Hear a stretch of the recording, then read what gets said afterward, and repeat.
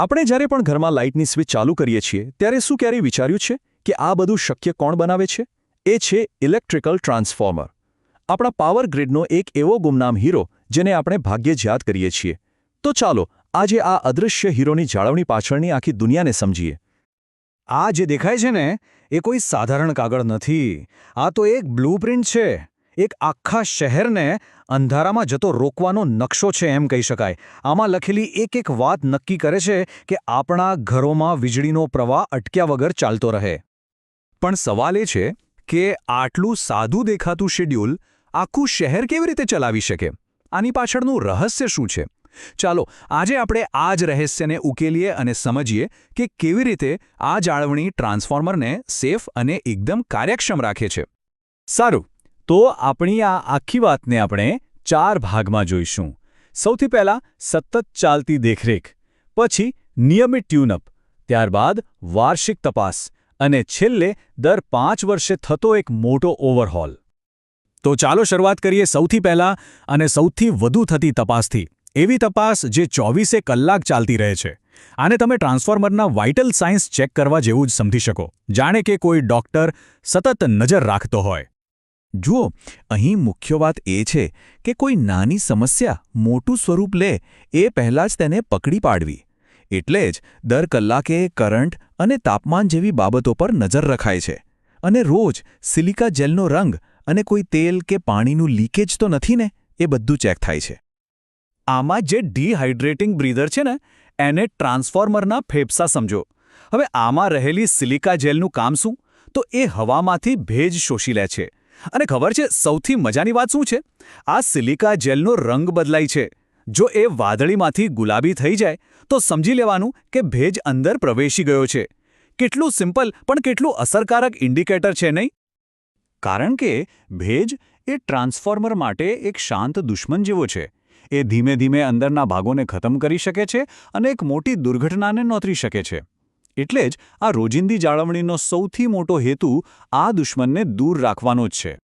સારું, તો દૈનિક તપાસ પછી હવે વારો આવે છે થોડી વધુ ઊંડાણપૂર્વકની તપાસનો, એટલે કે નિયમિત ટ્યુન અપનો. આને તમે ટ્રાન્સફોર્મરની રેગ્યુલર ડોક્ટર વિઝિટ કહી શકો.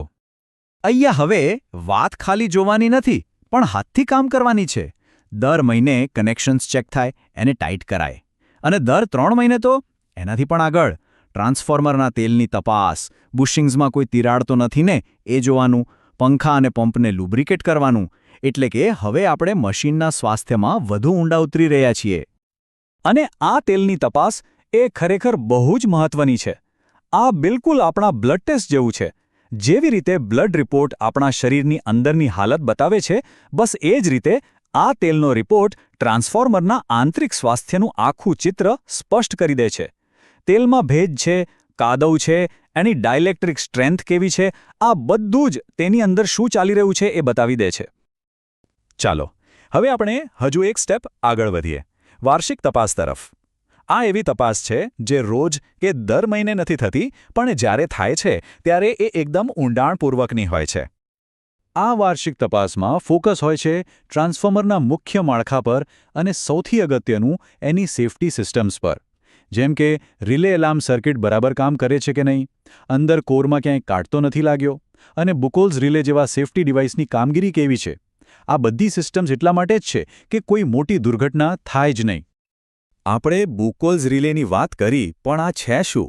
આ નામ કદાચ થોડું અટપટું લાગે, પણ એનું કામ જબરદસ્ત છે. સરળ શબ્દોમાં કહીએ તો આ ટ્રાન્સફોર્મરનો સિક્યુરિટી ગાર્ડ છે. જ્યારે પણ અંદર કોઈ મોટો ફોલ્ટ થાય, જેમ કે શોર્ટ સર્કિટ, ત્યારે ગેસ ઉત્પન્ન થાય છે. આ રિલે તરત જ એ ગેસને પકડી પાડે છે અને કાં તો એલાર્મ વગાડે છે અથવા તો આખા ટ્રાન્સફોર્મરને બંધ કરી દે છે અને એક મોટા વિસ્ફોટને થતાં અટકાવે છે. આ એક નાનકડું ડિવાઇસ લાખોનું નુકસાન બચાવી શકે છે. અને હવે આપણે આવી પહોંચ્યા છીએ આખી જાળવણી પ્રક્રિયાના સૌથી મોટા અને સૌથી મહત્વના પડાવ પર. આ છે દર 5 વર્ષે થતો ઓવરઓલ. આ અંતિમ સ્વાસ્થ્ય તપાસ છે. સંપૂર્ણ ઓવરહોલ. આ શબ્દો જ બધું કહી દે છે નહીં? આ કોઈ નાની સૂની વાત નથી. આનો અર્થ છે ટ્રાન્સફોર્મરને એક રીતે નવું જીવન આપવું. આને તમે એક મોટી સર્જરી કહી શકો. આ 5 વર્ષીય સંપૂર્ણ નિરીક્ષણમાં આખા યુનિટને ખોલીને એના દરેક નાના મોટા ભાગની બારીકાઈથી તપાસ કરવામાં આવે છે અને સર્વિસિંગ થાય છે. આ બધું એટલા માટે કે આવનારા 5 વર્ષ સુધી એ એકદમ સુરક્ષિત અને ભરોસાપાત્ર રીતે કામ કરતું રહે. તો આખી વાતનો સાર શું છે?